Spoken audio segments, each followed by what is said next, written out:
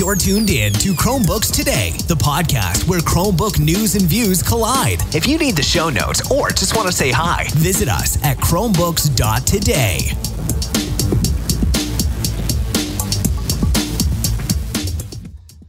Hello, everybody, and thank you for tuning in to Chromebooks Today, the audio podcast that offers weekly coverage of topical news items related to Chrome OS. That's Chromebooks, Chromeboxes, Chromebases, and a new Chrome device, which we're going to go ahead and get into here in a bit. My name is James Welbus, and joining me today are Craig Tumbleson. How you doing, Craig? I'm doing good there, James, and I saw what you did there, too, with getting into that in a bit. That was clever. For those of you listening, that may or may not make sense later. Also joining me is John Oliphant. How you doing, John? I'm excellent, James. Thank you, sir. Thank you. So today is this week is a big week for news if you're into lots and lots of Chrome devices being released all at once by several different OEMs. John, is that your thing? Oh, you know that's my thing. I know it's your thing. The more the merrier. So we're going to go ahead and get right into it here. The first thing we're going to talk about is it has my favorite headline of all the things we're going to talk about today, and we're going to talk about an article written by OMG Chrome. The newest Chromebox, Chromebase PCs aren't for you. So we're going to take a look at that, see what they're talking about. A company called, and I may get this wrong, AOpen. Did I say that right? Is there a right way to say that? I think AOpen's correct. That's what I go with. Awesome. They announced 3 new Chrome OS devices are being built, and they're going to be marketed strictly towards businesses that are in need of digital signage solutions. So basically, you know, the average consumer looking for a Chrome device is not going to be looking towards AOpen for their device, but it is still Chrome OS. It's a Chrome device, so of course we're going to talk about it. John, have you had a chance to read that article? I did go through it, and basically I think what it boils down to is that these are devices that are more for, they're extra rugged. According to the article and the quotes in there, and so and they have various data and device security implementations, on the devices. And I'm not super down with like what those practical applications would be, but I think what you're looking at for me is the fact that it is a more rugged device, something that might be able to go either outside or at least something that would be exposed to the moisture in the air, stuff like that, like inside of a garage or under an eave or something like that. So I can see why it's not for us, because you don't really need that type of extra ruggedness. Mm-hmm. But still pretty neat, and it's good to see Chrome OS used for just us. Yeah, definitely. In order for it to really blow up, it needs to be successful.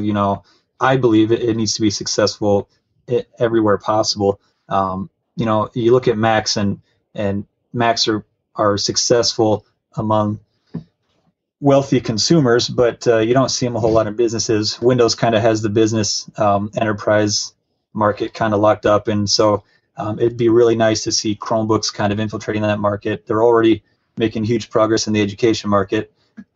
Craig, I'm wondering, it's Chrome OS, right? So is this just another Chromebox that looks different and is more rugged? Did AOpen? It says AOpen has worked with Google on the new devices. Do you have any idea what that means? If this is any different operational wise, or is it just more durable?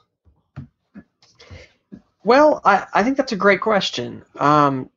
Google is never really open about how close of a relationship they have with companies and partners that they maintain. I do think that some of the features that they cite in the article, such as being able to push digital signage from the cloud remotely, are going to be incredibly useful.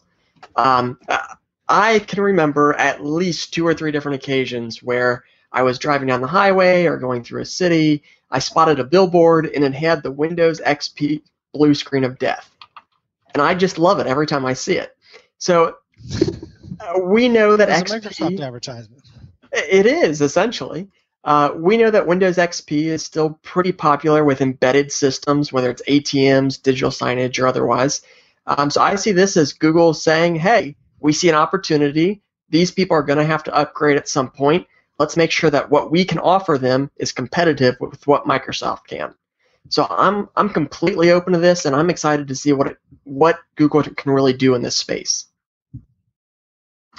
Absolutely. Yeah, those are some good points. I like the way that the Chromebox looks. I just think it looks neat. I don't know. It's got two big antennas sticking out, so you could have mixed feelings about that, I suppose. But it looks different. Unfortunately, in the article, there wasn't a picture of the Chromebase, so I have no idea aesthetically what that looks like. But that is definitely exciting, and it's probably one of the more unique things that we're going to talk about today, being strictly marketed towards businesses, and some of the other things are unique too. But the next thing we're going to talk about is a Chromebook that I'm really liking. I'm really liking it. Just looking at the picture of this device, the picture looks fake. It looks like it was just straight up created in Photoshop, but apparently it's accurate. A company called Compal and a company called RGS are creating Chromebooks, and the Compal one looks like a browser window. So physically, the display on this Chromebook has a protruding tab on the top, as just like your Chrome browser would. I don't know if there's any kind of practical reason for that, or if they just want to be the ones that look different. I think it's kind of cool. If it sticks out, I'm assuming it sticks out past the base. The rest of the display is flush with the base like any other laptop, and this tab sticks out. So maybe it'll make it easier to open the thing, I guess. But Craig, I'll start with you this time. Have you had a chance to look at the Compal or the RGS Chromebooks yet? I have. To start with RGS, it seems like they are just taking that Intel reference design and running with it. It's got the handle that we've seen CTL use in the past. Mm-hmm. It seems to be a pretty standard device. The Compal is interesting. Like you say, it looks a little interesting, is the best term. I'm hoping that tab is not protruding when you close the device. I fear it would get caught on things. Mm-hmm. Now, the article from OMG Chrome says that the little part that sticks out has a Wi-Fi indicator, but I'm curious to know if that's reprogrammable. We've seen a Dell model in the past that was pretty popular with education because students could click a button in an app and make their machine light up a different color, which is great for a teacher taking polls of a classroom without students needing to basically tell each other what their answer was. It's semi-anonymous, things like that, where a student could even flash the light to raise their hand to show an understanding or a question. So if it's reprogrammable, I could see it having use in a classroom.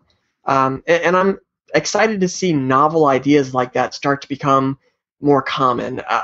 For a while, we were concerned that Chrome devices were getting a little too cookie cutter. So for me, it's kind of cool to see some things go completely off the book and make you think, what? Amen. Yeah, I like that too. I guess I have kind of mixed feelings about it. If the tab is protruding past the base, then you're gonna bump it on things.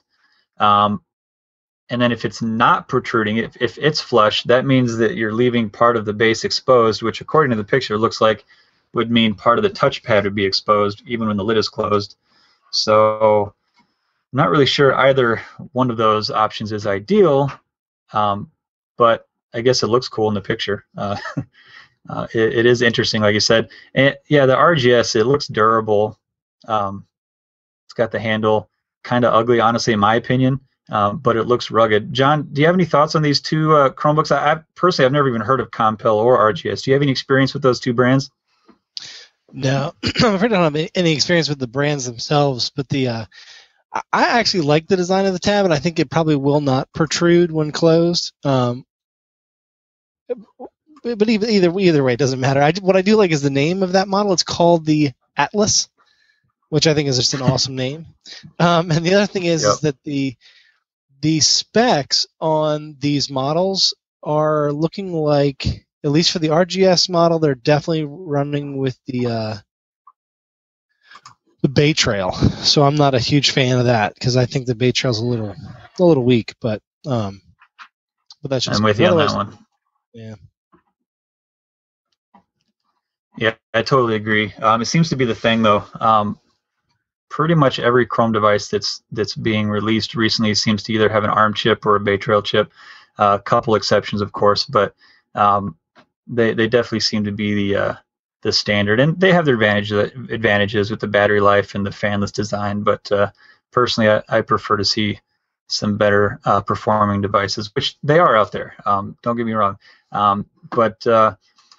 So the next thing that we want to talk about, speaking of ARM devices, ASUS is going to be launching, quote, the most affordable Chromebook to date, and it's featuring a Rock chip processor, which is built on the ARM architecture. So Craig, you have an ARM device. You have the HP 11. I've never owned an ARM device. I'm not even sure if John has, but I know for sure you have one. Does this excite you at all? Are you excited to see how this holds up to your HP 11, or now that you got the new Pixel, are you just kind of over these ARM devices? I am excited to see someone else making ARM chips in Chromebooks. The important thing to note for listeners that aren't familiar with the differences between ARM and Intel is that Intel makes both the processor designs and the chips themselves. ARM, as a company, makes the designs, and then they sell those designs to other companies that produce the chips. So far, we've seen Samsung make some chips. Right. We've seen NVIDIA make some chips with the Tegra line, and now we're seeing Rock Chip make chips. So I'm excited to see some competition there. I don't know that performance is going to be anywhere close to what we would expect from some higher-end devices, but if it can touch the Bay Trail line from Intel, this could potentially be competitive with devices like the Toshiba Chromebook 2 in terms of performance. And I've been a little wishy-washy on the Bay Trail line. It's a little lacking for me, so I assume this would be a little lacking for me as well. But for most people, I think, an ARM chip for the average user is not going to be a massive problem. It's not going to be a showstopper. Mm-hmm. Now, if you're a savvy user and you know you're going to need the extra bang, then you're going to want to spend the extra buck and get, a better end, a higher end chip, whether it's from Intel or maybe AMD someday. I'm still hoping. Yeah, that'd be nice to have a third company throw their hat into the fight. I'm not really sure Bay Trail has provided a whole lot of competition with the ARM chips. To be honest, I haven't heard a single person say, I got this Bay Trail device and it performs better than my ARM device. It sounds like everyone's saying they're pretty much the same. So aside from maybe brand preference, I don't really see any reason to go with the Bay Trail over the ARM. It seems like ARM people creating ARM chips are basically competing mostly with other people creating ARM chips at this point. I think Bay Trail is just kind of a Me Too, fanless, efficient chip. So it'd be nice to see both. If ARM and Intel could make some improvements and maybe we could see some better performance out of those chips without having to sacrifice too much efficiency. But John, what are your thoughts? I mean, this is being marketed as the cheapest Chromebook to date. The most affordable Chromebook today. It's a nicer way of saying cheap. So honestly, I guess we can't expect, Pixel-like performance, of course. Do you have any thoughts on this new ASUS model? Well, not on the model itself, because I think that ASUS has been making systems for a long time, and they're just jumping on the bandwagon with this chipset, which is ridiculous. In the fact that it's being so widely adopted by all of these different manufacturers. Like the rest of the systems that we're talking about are all Rock chip, except for like one more Tegra coming up. I guess my only comment would be that when you look at this, and I've done some research on the chips and looked at what Rock chip and stuff like that, and they're saying, and even Joey and OMG Chrome here is talking about the fact that the Tegra line is shown as one of the slowest processors to be found in current generation Chromebooks, and the Rockchip's supposed to be on par with that. They say it's right on par with the NVIDIA Tegra K1. So also the fact that this chip is now actually a year old. So I think that these chips are rock bottom prices, probably because Rockchip has a whole lot of them sitting on shelves. And they need to offload them, so now they're throwing them in these Chromebooks. Now, is that a bad thing? Not necessarily, because I know people that have the Tegra model and they love it, and they say that it's great. So I think what this really allows people to do is buy an inexpensive Chromebook and move on with their day and not even ask another question. Drop $200 and be done. The days of the Haswell the subsidized Haswell chip that's a little bit more powerful are over, and that chip honestly is getting old too. So, I mean, the future forward. Let's keep going. Yeah, that is true. I mean, those days were nice, and I think we all got a little spoiled with those subsidized Haswell Celeron chips. So, yeah. Again, you make some good points. These chips are getting old, so I'd be excited to see what a brand new ARM chip could do. If we're at the point where we could start seeing some ARM chips that maybe would at least compete with the Haswell Celerons that we know and love so much. But you mentioned that there's a device coming out with the Tegra, NVIDIA Tegra K1 quad-core processor, which is again built on ARM technology. This device is coming from Acer, and it is a Chromebase. The first Chromebase was made by LG. And is this the second one, or was there another one before this? LG is the only other one, right? I think so. I think I remember hearing a rumor about another Chromebase. It was probably this one. But Acer did announce April 1st, and so far we haven't been told that it was a joke, so we're going to assume that it was true. They announced an all-in-one Chromebase. If you're not familiar with what that is, it's similar to when the iMacs came out. The whole computer was in one piece in the monitor, and then some manufacturers started making Windows devices like that. That's what a Chromebase is. It's the whole thing is in the monitor, and then you just plug in a keyboard and mouse, and that's your computer, and it runs Chrome OS, of course. This model is it's going to have the ARM processor, like we said, from NVIDIA. It's going to have a full, the screen is a full 1080p HD display. It's going to have VESA mount, all the standard stuff, USB 3, USB 2, Bluetooth 4.0, and a built-in webcam, of course. So it doesn't sound like it's anything super special, really. We've seen Chrome devices with the NVIDIA Tegra K1 processor. So I don't know if you guys have any thoughts about this. I'm not super excited about it. It is interesting that somebody else out there besides LG feels that there's a market for Chromebases.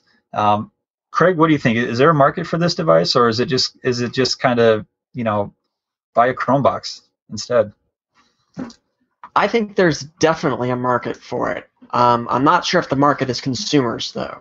Schools love these all-in-one devices. They put them in computer labs, libraries, things like that. Hotels love them as kiosks because it's one less separate thing that can get damaged or, broken or could disappear. So for businesses, this is a low-cost solution, and I have to say, it looks gorgeous. It's a bright white, full 1080p display. It's got speakers built into it. It just looks like a premium device. And I don't know how well the quality will, be relative to it, but from the press render, it looks gorgeous. So I hope that when we finally start to see the devices shipping, that the quality will be on par with the press render. But I could definitely see someone picking this up for either their home or people talk about putting touchscreen devices in their kitchen.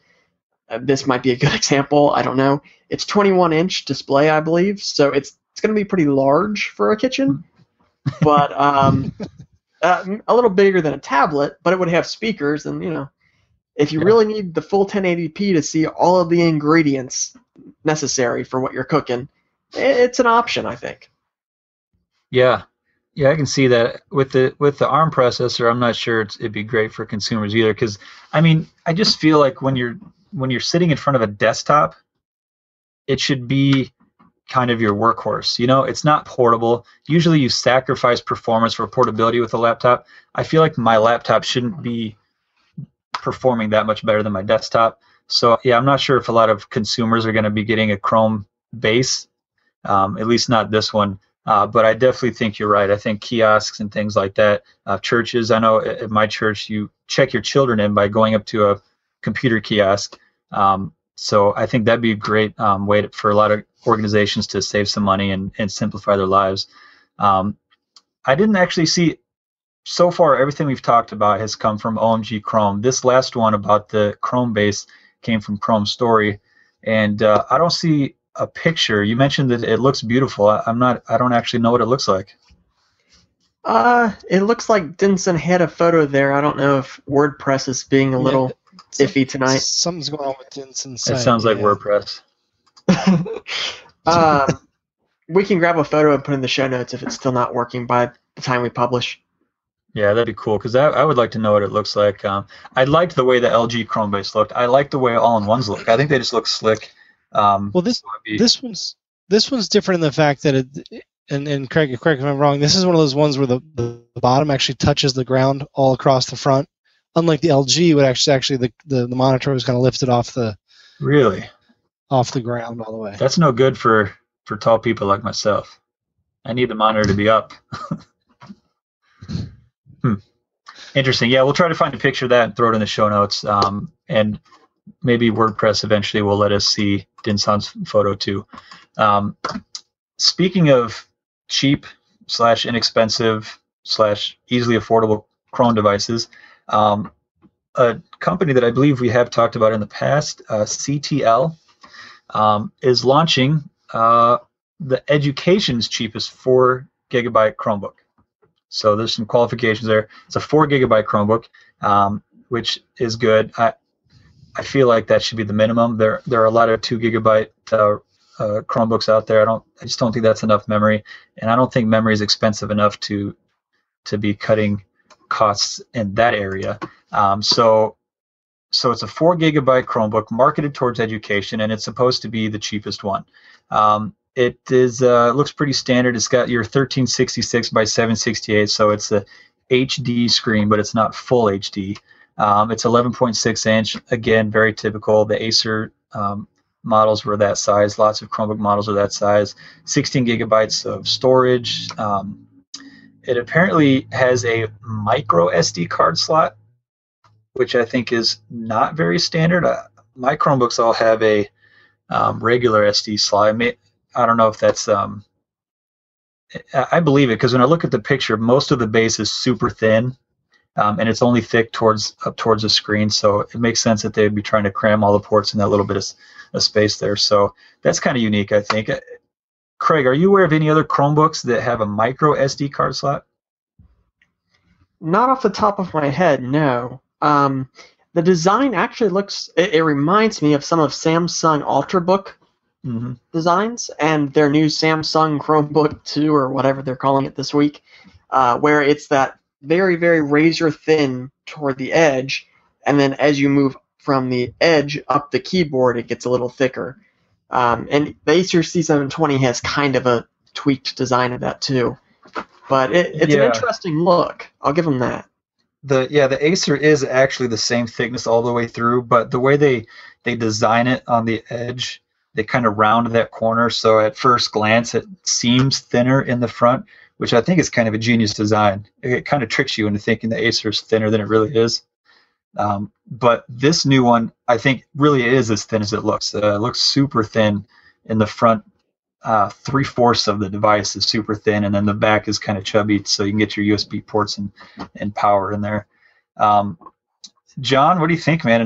It's another rock chip device.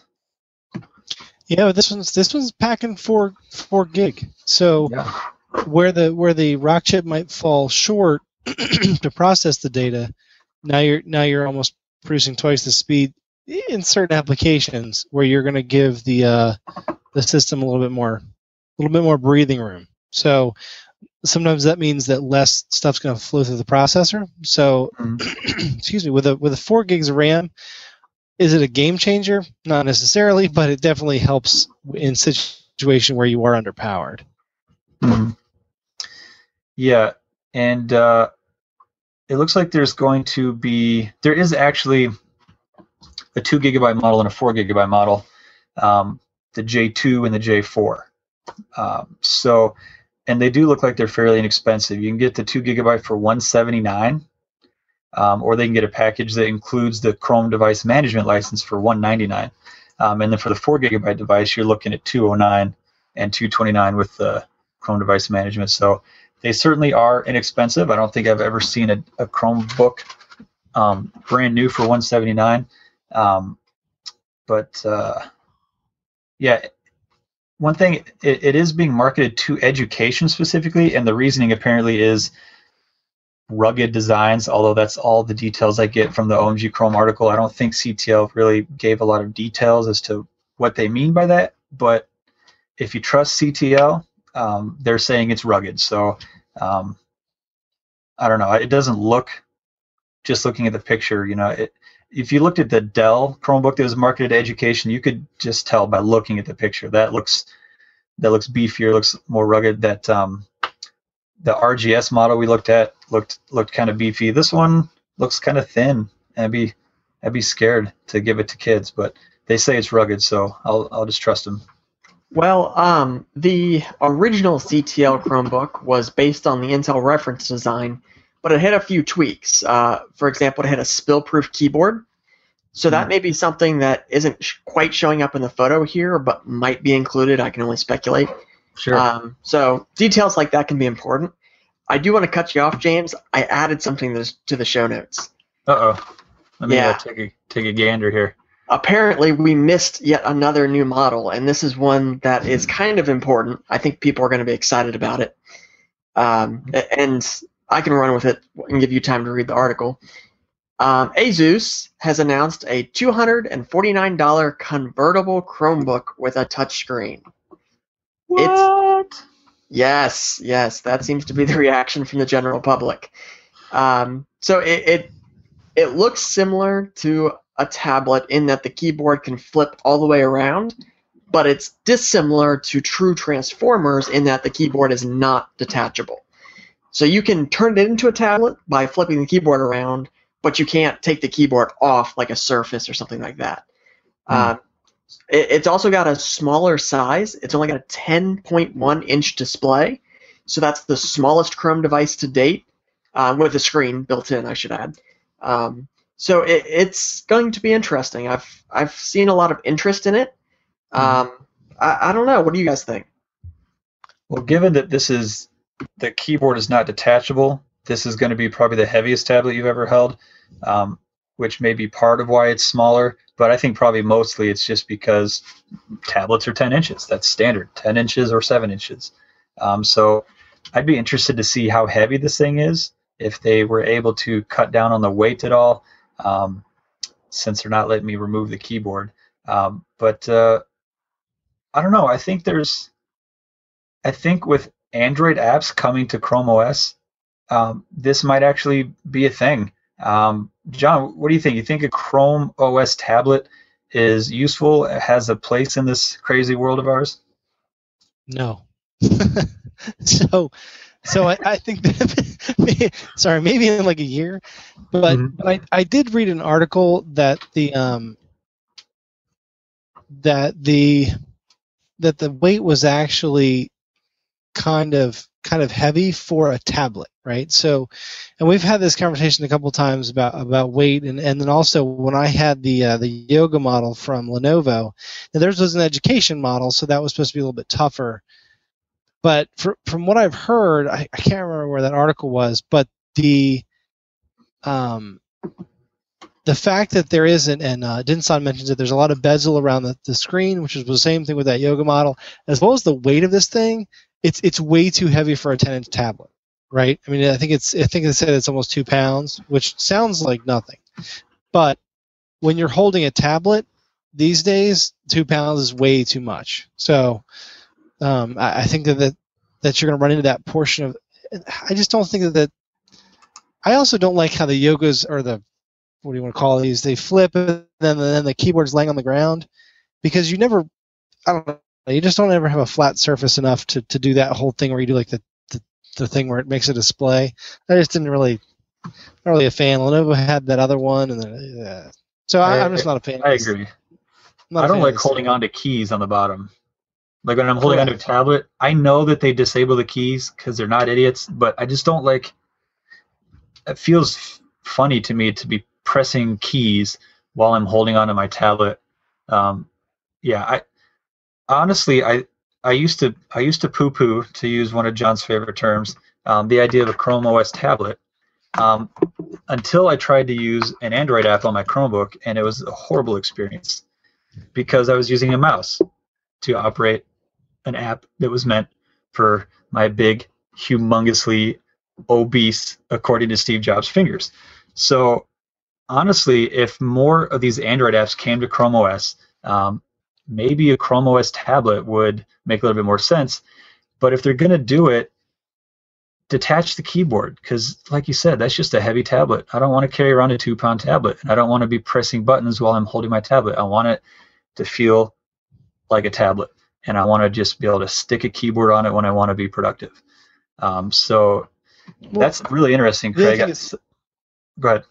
So sorry, James. When you think about it, the other thing that was for me was that when you go to lay it down somewhere, you actually lay it down like that much more gently, because you know that the two sides are actually going to like slap each other. Yeah. It sounds crazy, but you're laying down like something that's completely exposed. The screen's on one side, keyboard's on the other, so you're really careful when you lay it down. That's another thing that really kind of bothered me. Whereas your phone or your tablet, the bottom is actually rugged, and you can lay it down wherever you need to. Yeah. Plus, I don't want my kids to pick up my Pixel and break it in half because they think that Chromebooks are supposed to bend backwards that way. But yeah, thanks for bringing that up, Craig. That was definitely worth the interruption. That is something that there's a lot of controversy about. A lot of people are just clamoring for a Chrome OS tablet. A lot of people named John Oliphant are like, that's stupid. Nobody needs a Chrome OS tablet. So that's kind of big news, whether you want one or not. That's pretty big. Let's see here. Where were we? We were talking about CTL from OMG Chrome. And it looks like Chrome's story, Dinsan tells us about an Acer C810. Acer seems to have a semi-decent naming scheme. I have to hand it to them. At least the numbers usually are increasing in the right order, unlike Samsung. So the Acer C810 is probably Acer's like 14th Chromebook. It's powered by a Tegra K1, again an NVIDIA chip with 4 gigabytes of RAM. It's listed on CDW, NeoBits, Shop BLT. I've never once purchased a device from any of those. None of those sites have a picture up yet. So I think some of this is just kind of basically, it looks like Brent Sullivan, one of our favorite Chromies. He's constantly scouring the universe for new Chromebook models, and he seems to have found these models showing up online. I don't think there's any official announcements yet, but this device is being listed on 3 different websites for $280 for a 720p display and $330 for a full 1080p display. And the company, and it's coming from Acer. So I don't know, John. For the full HD, you're spending $330. Can you think of something better to do with $330 than buy this ARM device with a 1080p screen? So I see where you're going there. This is another ARM chip, right? It's the Tegra K1. Now, one of the things that people have talked about with the Tegra is the fact that the browser itself isn't super performant, but is that a word? I like that word. Performance. But it does actually do 3D graphics and video incredibly well, right? Like that's kind of what it was built for, was 3D and video. Mm-hmm. But your regular old UI is a little sloppy, and web pages are a little sloppy, and it's just not as fast as some of the other, especially Intel chips, because it's an ARM chip. But remember that the Tegra line is from NVIDIA, a graphics chipset manufacturing company. This is what they do. They're the groundbreakers of that. So as much as you might be getting, and I hate to sound like I'm seesawing here, I just wanted to say that there are some benefits to these ARMs, not atoms, these ARM chips. You are getting for $329, like you said, but you are getting the 1080p, all that good stuff. My thing is, I'd rather buy an i3 Chromebox at that point for that kind of money. But that's just me, because I know from your experience that that's the bomb, and so that's what I want. I don't want to carry around another. That's right. Yeah, I mean, there's so many models. I don't remember how much it costs, but certainly I would be looking at the Toshiba 2, and maybe even possibly a Samsung 2, but I think that chip's getting kind of old, that Exynos, whatever's in there. But it definitely comes down to what you're looking for. If you're going to go with the Tegra, and you're going to get that graphics performance, I kind of feel like you got to go with the 1080p screen. I mean, it sounds like that's what you're looking for. If you buy one of these devices, you want something that's going to blow your mind when you're watching Burn Notice on Netflix, So, and if that's the case, maybe this is going to be just fine for you. Maybe you already have your workhorse computer and you just need a cheap-ish laptop that looks nice that you can consume media on. So I guess, people are making it. Samsung made an ARM chip with a nice screen. Toshiba made an ARM chip Toshiba made a Bay Trail, which is basically the same performance as an ARM chip with the 1080p screen. So people are making them. I guess people are buying them.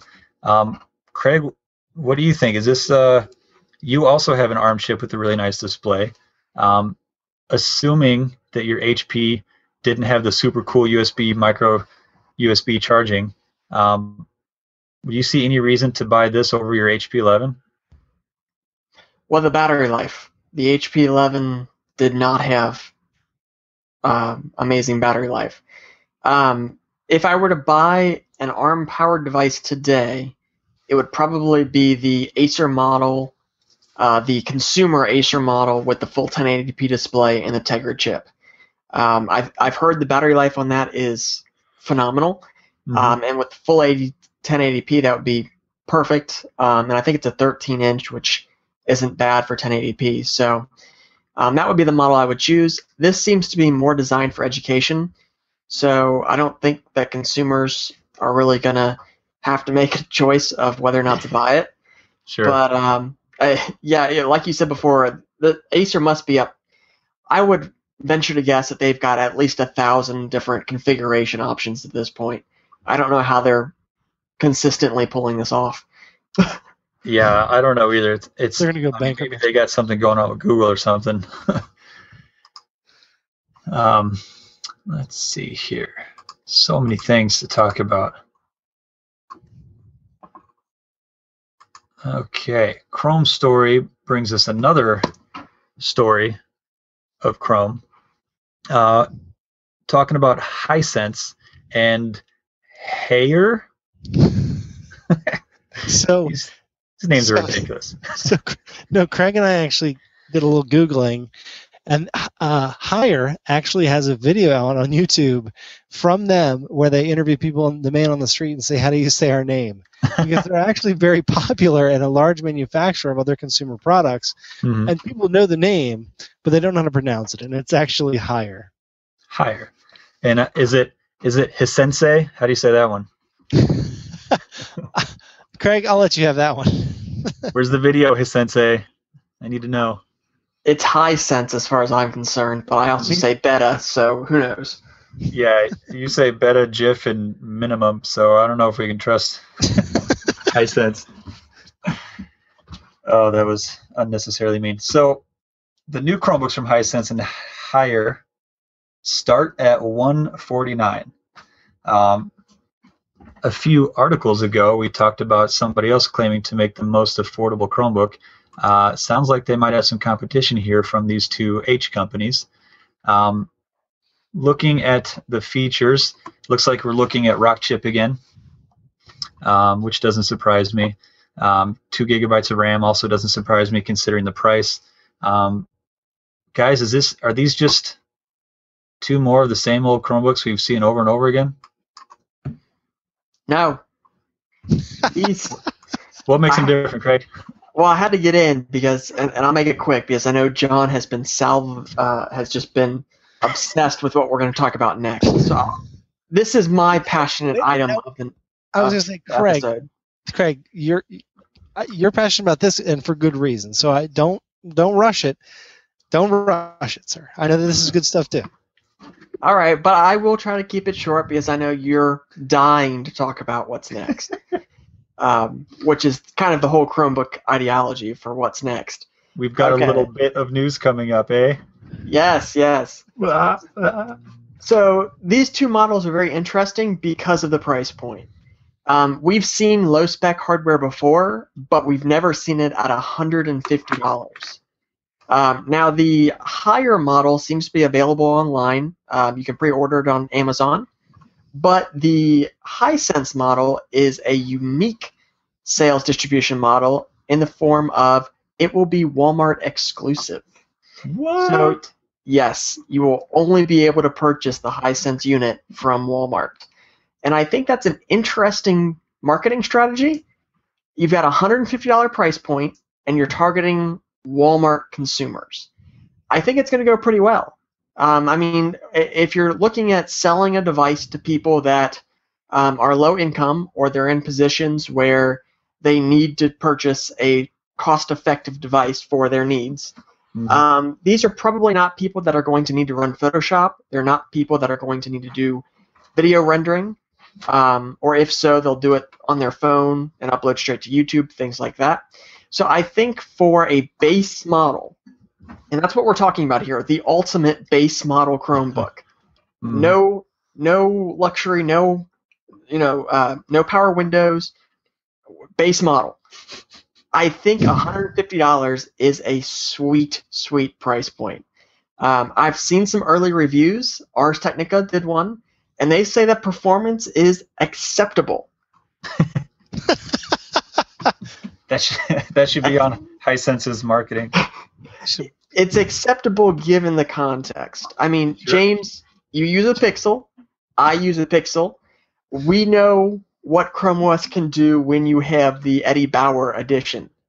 What we don't know is how Chrome OS performs when you're using the base model hardware. So in terms of acceptable performance, I think that's all right. If you can stream a YouTube video in 720p without stutter or lag, you're going to be doing pretty well.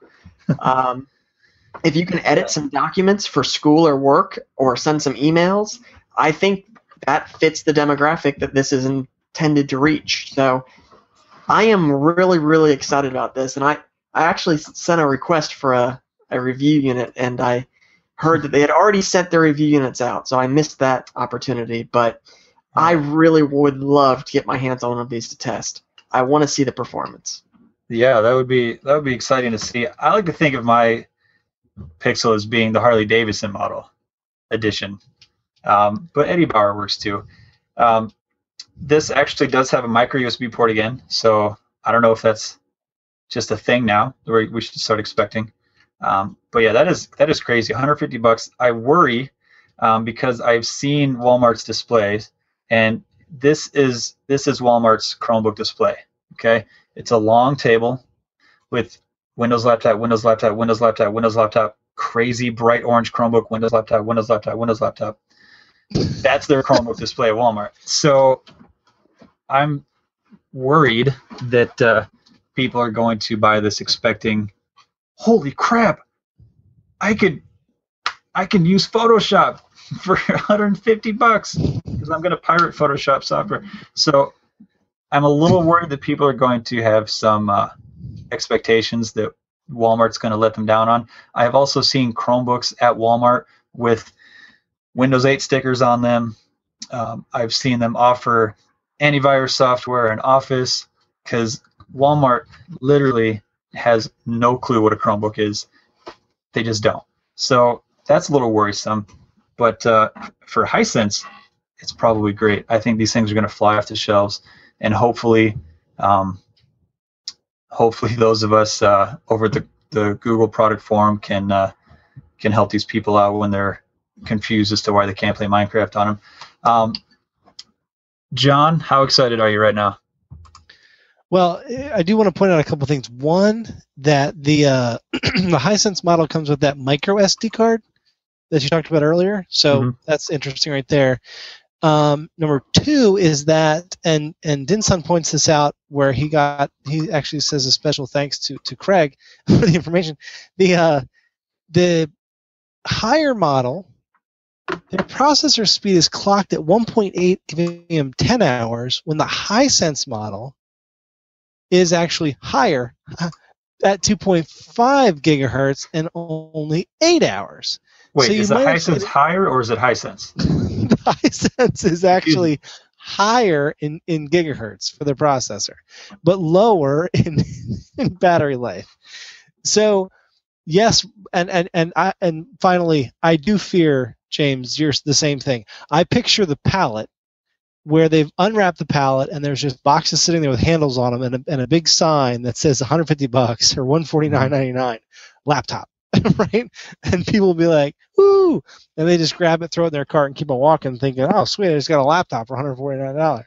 This happened at Best Buy when it was sitting on a big Google display. It said, "Google, come look at our Chromebook," and people still bought them expecting a Windows machine. So it's just going to be even worse at Walmart. Yep. But I think I've used up all my clever segues to talk about this next device. John is super excited about it. I am mildly excited about it. I'm actually not aware of Craig's feelings about it. What we're talking about here is, you know what? I'm just going to let John take this one away. Well, thanks, James. So this one was, we've been talking about all these new models, but then this comes out, and we've been talking about the rock chip, right? So imagine what you can do with that rock chip, right? And what Google, ASUS as the manufacturer, and what they've done is they've created a Chrome bit. That's what they're calling it, the Chrome bit, about the size of a cigar. It's a tiny PC that has an HDMI connector on one end and a USB port on the other, and then a small micro USB port for power on the side. So basically, you're getting something that's probably twice as long as a Chromecast with the same thickness, and what you're getting is basically a Chrome OS device. You're getting a Chromebox, but instead of it being a box, this actually plugs directly into the HDMI port, right? So Google's actually been talking about the fact that it's going to be under $100, and you're going to be able to just simply plug this into any monitor, and it has Bluetooth 4.0, so you can easily get Bluetooth mouse and keyboard, or you can, I believe, you can use the a USB hub to get yourself just USB cable power. So that's what the Chrome bit is. We talked about the Chromebase, which is the all-in-one. Well, now all you need is the monitor, and you're going to turn it into an all-in-one, right? Because you've got sound and video now. All you need is a mouse and keyboard, and you're good to go. So there's no VESA mount. There's no anything like that. You just have the Chrome bit that plugs into the HDMI port, and you're good to go. I think this is the one Chrome device that I'm going to buy this year. I already own a Chromebook, right? I got the Acer C720. I know that the rock chip's going to be slow, right? I know that we're using Wi-Fi. We're not hardwired. I mean, not that I hardwire my Chromebook either, but there are definitely some drawbacks. I think it's 2 gigs of RAM, 16 gigabyte hard disk drive, but otherwise it has all the rock chip stuff, right? So it's going to be the same power as all those brand new Chromebooks coming out, but it's under $100, plugs into any monitor, and Web TV was supposedly a big thing like 10 years ago, and everyone thought it was terrible, but they still bought it. this literally is going to be your web TV. So this is the one thing I'm going to buy this year that is a Chrome OS device. So do I even need my Chromecast anymore, John? Nope. I mean, honestly, no. I mean, you really don't. I mean, you can't cast to it, so you can't really, like, you can't be on your phone and then cast to your Chrome bit, at least not that we know of yet. So there is that part, right? So it's not this, it's not a headless device. This is that it has everything that you need to be. I mean, like, it's even better than the Chromecast. But could I Chrome remote desktop into my Chrome bit from my couch? See? And control it that way and watch Netflix. Of course you could, or you could just have a wireless USB, or a USB, a Bluetooth keyboard and mouse, and not even have your. That's not nearly as fun to say I did on Facebook. But you could remote in. That's actually a fantastic point. You could just remote in. So. Yeah, I think it's pretty cool. It's almost kind of what we've been wanting from the Chromecast. We've been wanting to do all these things. We've wanted to be able to do things with the Chromecast besides just whatever apps happen to support Chromecast right now. Well, now we have a device that's slightly bigger than the Chromecast that will let us basically do whatever we want that can be done inside a Chrome browser. So this is cool. Now, I don't think I'll be buying one. Oh. Well, the other thing is that there is one now out from Intel with Windows operating system or Linux operating system, but it doesn't bend like this one. Like this one bends, so that you can actually, like. It doesn't bend. It doesn't. It rotates going from a stick to a 90-degree angle. Correct. It's not iPhone 6. No, you're right. But and it's not as bulky. So it's just, I don't know. I think this is the wave of the future. But I think that Craig's also right that, when it comes to laptops, the Haier and the Hisense are going to be also a game changer as well. Yeah, this is definitely a cool little device. One thing, I know that some people have had issues with taking a Chromecast to, like, hotels or taking it to work because weird network issues not allowing them to connect. But with the Chrome bit, I mean, if it can connect to the give them the Wi-Fi password, you're good to go. Plug it in, take it to work, plug it in, present your presentation to your team, and unplug it and go home. Sounds like this could be really cool. Sounds a lot like Apple TV, but like 1/32 the size and much less cheaper. So I think there's a lot of advantages to this. I won't be buying one probably, but I think it's a really cool idea. Craig, you're probably not as excited as John about it, but what are your thoughts on the Chrome? I still think they should have called it the Chrome Stick with the QUE at the end, but this is why nobody lets me name things. What do you think about the Chrome bit, Craig? I am wholly unimpressed, and that sounds terrible. I may lose. What would they have to do to impress you?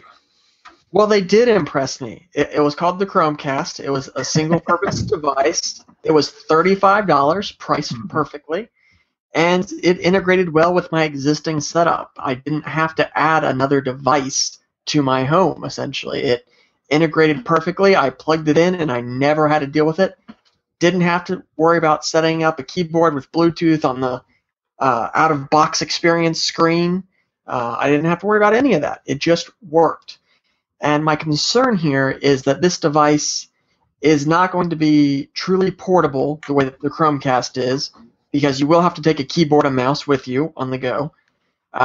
It's not going to be as flawless as the Chromecast is, because there's a lot more going on. Chrome OS is heavier. My other concern is price. At $99, it's going to be hard to justify this as a smart TV box, especially when the Chromecast is $35 and offers the same key functionality. Most people don't need to run a full operating system on their television. Most people want to cast Netflix and HBO Go, and that's the extent of their smart TV interaction. So I'm much more in favor of Google Cast coming pre-installed on TVs than I am in terms of adding a Chromebit device. Now, I do think it has specific uses, and I think for people that are looking for like to plug it into their computer monitor at their desk, and it's going to make their desk cleaner and stuff like that, makes perfect sense. And I think it's priced right for the power it can provide at this point in time. But I'm not expecting this to be a massive hit the way the Chromecast was. I would be shocked if it sells 1 million units in its entire lifetime. So those are some good points. I have some counterpoints. I just started a new job yesterday, and so it's been all about training. And it was the same way at GoDaddy when I trained there, and TaxAct, everywhere I've gone. What happens is every trainer has their own laptop, probably issued to them by the company, and they come in and they plug their laptop into the HDMI cable, which is plugged into a projector on the ceiling, and they connect to the local drive or whatever, or maybe the presentation's on their laptop, and they present their training, and when they're done, they unplug it, they pack up their laptop, and they leave, and the next person comes in with their laptop. Maybe it's just the jobs that I've been going to, but that's how a lot of people are doing it these days. I think it would be a lot easier for them if they were carrying around a Chromebit and they could leave their laptop in their office. They're still, I don't have any experience with this, but I'm pretty sure they have clickers that work with Chrome OS. So I see that maybe being a possible use case rather than bringing in a laptop. Well, James, go ahead, John. Well, Craig, what James just said is actually brilliant, because it can turn all these $300-400 projectors that are in these office buildings, right? Because in my office building we have like 12 conference room. Every one of them now has a huge projector, and they're super expensive, super all this good stuff. And you're right, we have all these cables laying on the table. You've got and there's different models, so you have the different ports to hook into through the HDMI. What if you just had one of these bad boys stuck in the back end, right? And then you had a keyboard and a mouse laying on the desk, and then you just went, oh, okay, cool, here. You sign in as you and start your presentation out of your Google Drive. Okay. Here's my question to that then.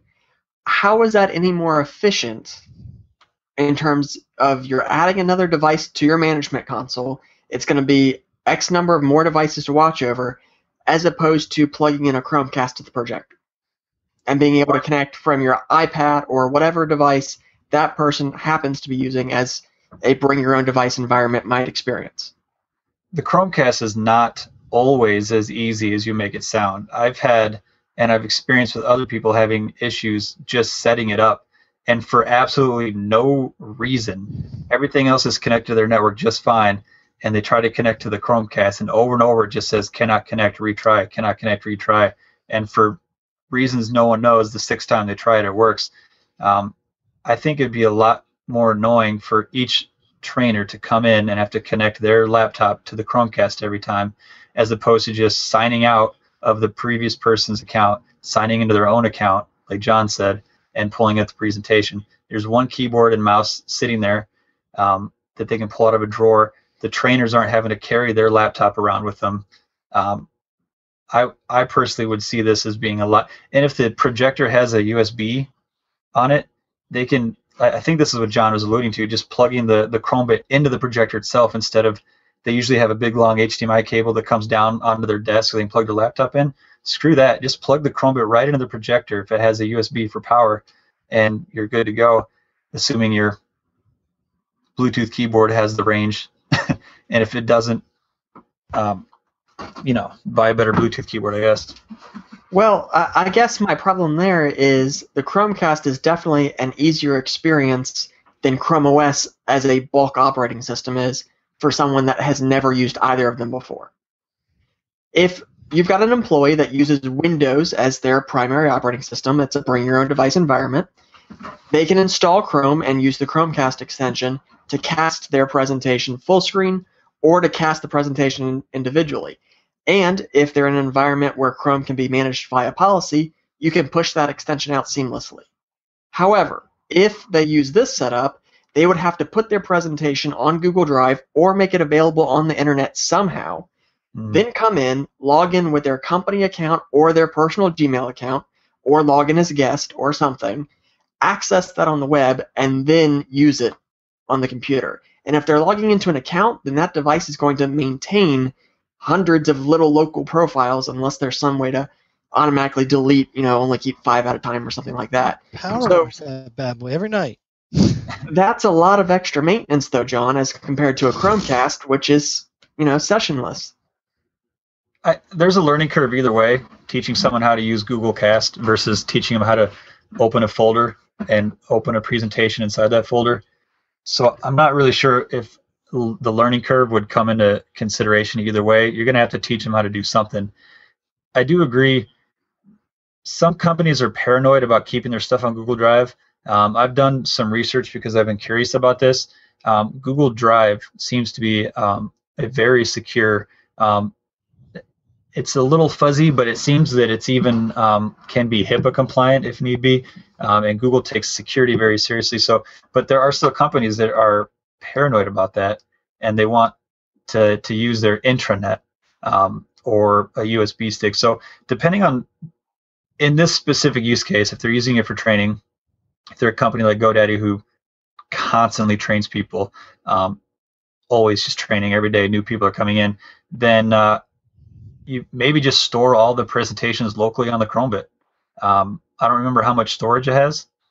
Was it 16? Did they cram 16 gigabytes of storage in that thing? They did. That's a lot of Google presentations, I think. So it might be an option to just store everything locally and not even just have one master account that is always just signed into. In any rate, I think Craig is probably right in that this isn't going to sell a whole bunch, but I think that it will sell enough.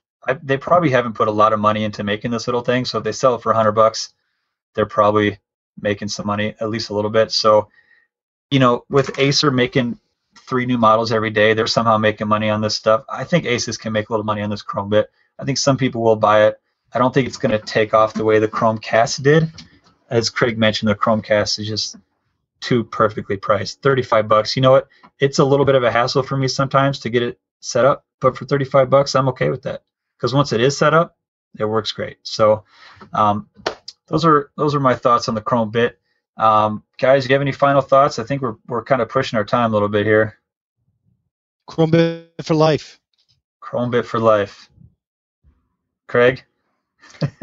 I am cautiously optimistic, as always. That is true. So, as always, those of you listening, thank you so much for listening. You can find us. We are in the podcast apps. We're on YouTube. There's no video. It's just audio with a picture. And, of course, you can find us at Chromebooks.today. So definitely check those out. Thanks for listening, and everyone have a good week.